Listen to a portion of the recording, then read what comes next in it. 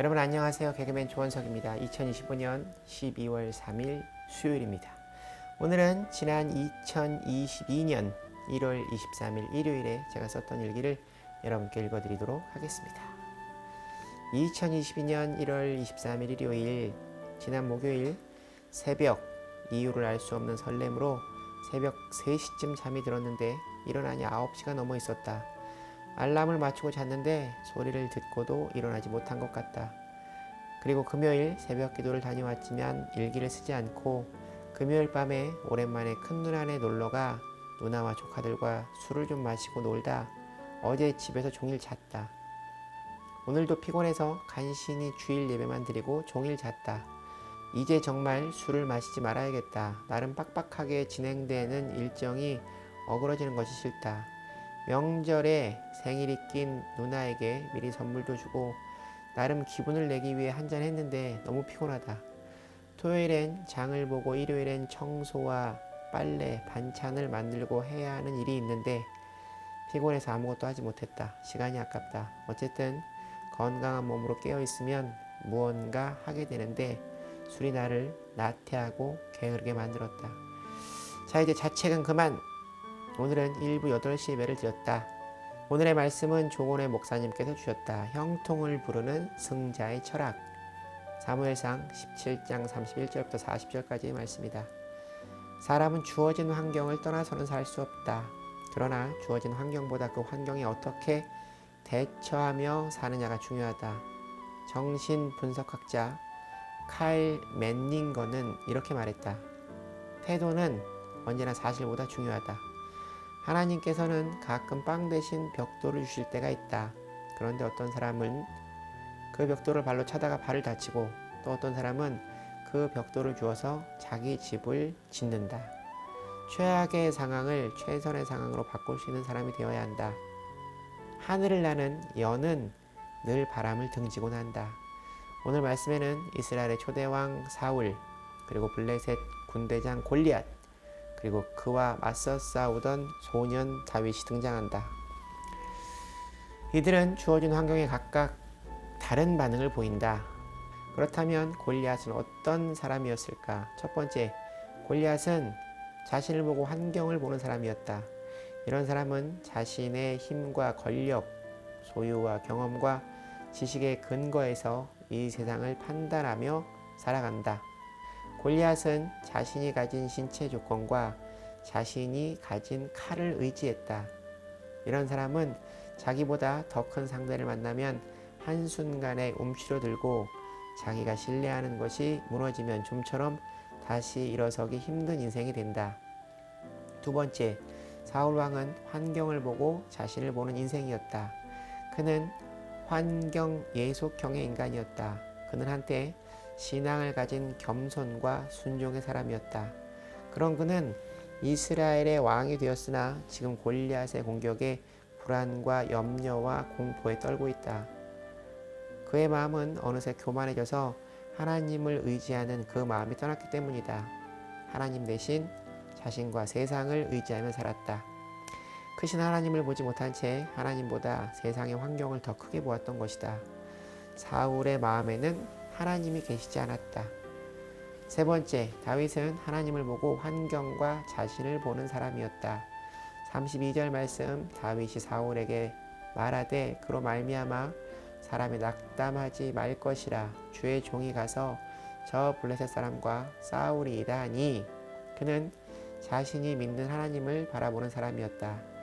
요한일서 4장 5절 말씀, 무릇 하나님께로부터 난 자마다 세상을 이기느니라. 세상을 이기는 승리는 이것이니 우리의 믿음이니라. 그렇다면 골리앗을 물리친 다윗의 승리와 형통을 부르는 승리의 철학은 무엇이었을까? 첫 번째, 언제 어디서나 나와 함께 하시고 도우시는 전능하신 하나님을 온전히 의지하는 것. 37절 말씀. 또 다윗이 이르되 여호와께서 나를 사자의 발톱과 곰의 발톱에서 건져내셨은즉 나를 이 블레셋 사람의 손에서도 건져내시리이다. 다윗에게는 임마누엘의 신앙이 있었다. 주어진 환경이 문제가 아니라 하나님과 얼마나 결속되어 사는지가 중요하다. 어떤 노인이 노방전도를 하고 있었다. 그런데 지나가던 한 청년이 예수님께서 물을 포도주로 만든 일이 가능하냐며 그 노인에게 따지기 시작했다. 그 노인은 예수님은 물로 포도주를 만드실 수도 있고 포도주를 물로 만드실 수도 있다는 말을 한다. 그리고 그것을 보여줄 수 있다고 말한다. 그리고 노인은 청년에게 저 마을에 가서 집시 스미스라는 사람을 아느냐고 물어보라 청한다. 그리고 그 노인은 말한다. 사람들은 그를 악명 높은 알코올 중독자라고 할 것이네. 그는 단 한순간도 술 없이는 살 수 없었던 사람인데 지금 그 사람은 물만 마시고 살고 있다네. 물을 마시면서도 술이 주는 기쁨과 비교할 수 없는 기쁨을 누리면서 살고 행복하게 살고 있다네. 그 사람이 누군지 아나? 그 사람이 바로 자네 앞에 서 있는 나라는 사람이라네. 예수가 행한 기적이지. 그리고 집시 스미스라는 전도자는 이렇게 말했다고 한다. 그는 지금도 물을 포도주로 만드시기도 하고 포도주를 물로도 만드시고 계시다네. 빌립보서 4장 13절 말씀에 사도 바울은 고백한다. 내게 능력 주시는 자 안에서 내가 모든 것을 할 수 있느니라. 다윗은 이렇게 고백한다. 사무엘상 17장 47절 말씀. 또 여호와의 구원하심이 칼과 창에 있지 아니함을 이 무리에게 알게 하리라. 전쟁은 여호와께 속한 것인즉 그가 너희를 우리 손에 넘기시리라. 이기고 지는 것은 하나님의 손에 달려있다는 신앙의 고백이다. 두 번째, 무슨 일을 하든지 그 일의 목적을 하나님의 영광에 두고 있는 것. 36절 말씀. 주의 종이 사자와 곰도 쳤은즉 살아계시는 하나님의 군대를 모욕한 이 할례받지 않은 블레셋 사람 이리이까 그가 그 짐승의 하나같이 되리이다. 이 말씀은 뒤에 나오는 사무엘상 17장 45절 46절 말씀과 맥락을 같이 한다. 너는 칼과 창과 단창으로 내게 나아오거니와 나는 만군의 여호와의 이름 곧 네가 모욕하는 이스라엘 군대의 하나님의 이름으로 내게 나아가노라. 내가 너를 쳐서 내 목을 베고 온 땅에 이스라엘의 하나님이 계신 줄 알게 하겠고. 다윗의 골리앗과의 싸움은 자신의 영광, 자신의 명예를 위한 것이 아니요 하나님의 이름, 하나님의 명예, 하나님의 영광을 위한 거룩한 싸움이었다. 우리 인생의 참 가치는 소유와 조건에 있지 않다. 어떤 목적에 사용되는지에 달려있는 것이다. 앰비션, 야망, 비전, 하나님의 꿈. 이 두 단어를 우리가 기억해야 한다. 앰비션은 내 욕심에 기초한 내가 이루고 싶은 내 꿈과 기쁨과 야망이다. 이것은 깨질 때가 많다. 그러나 비전은 하나님께서 나를 통하여 이루시기를 바라는 당신의 소원이다. 이 비전은 깨지는 법이 없다. 하나님께서 비전을 이루기 위해서 앰비션을 깨트릴 때가 있다. 빅터 플랭클은 이렇게 말했다. 오늘날 세계에서 가장 무서운 절망은 삶의 목적과 가치를 상실하는 것이다. 일본의 신학자 우치무라 간조는 말했다. 실패한 것은 죄가 아니다. 목적이 잘못된 것이 죄다. 톨스토이는 이렇게 말했다. 인생의 목적이 자기 안일과 행복에만 있다고 생각하여 보라.